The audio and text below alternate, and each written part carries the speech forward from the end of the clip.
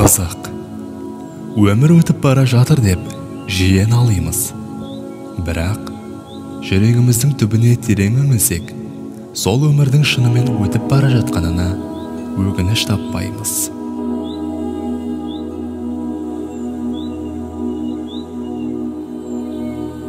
Қызық, қолымыздағы 100 теңге садақа беру үшін көпті кетеді.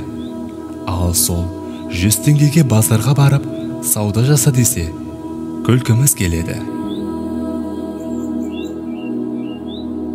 Қызық, бір күннің 1,5 сағатын құлшылыққа арнауды қиын сынамыз. Ал 90 минут болатын футболдың қызықты өткені соншалық, қалай аяқталғанын байқамай қаламыз.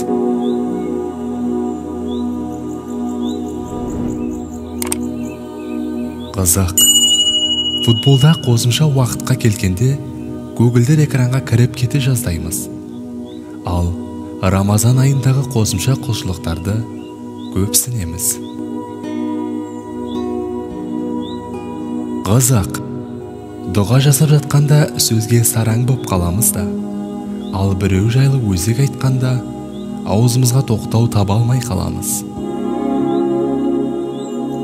Қызық, Құраннан бір пара оқуды көп көреміз. Алайда, жұлдыздар отбасын оқығанда 30 беттің аз уақытта аяқталып қалғанын байқамай қаламыз.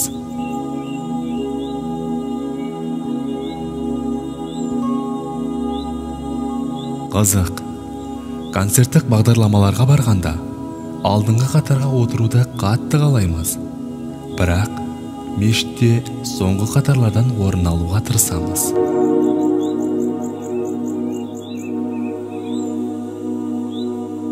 Қызық, жұма намаздарына барғанда имамның аузынан естіген уағыздарымызды өзгелерге жеткізуді жөн деп білмейміз. Бірақ ел аузында жүрген өсек аяңды теріп әкеп, дастархан басында шашып саламыз.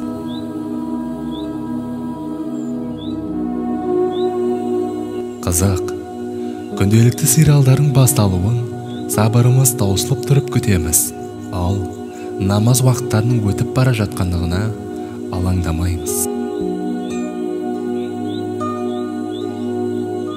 Қызық, өмірдің өткінші екенін ойлап, өлгіміз келмейді. Солай бола тұра, жұмаққа кіруді армандаймыз.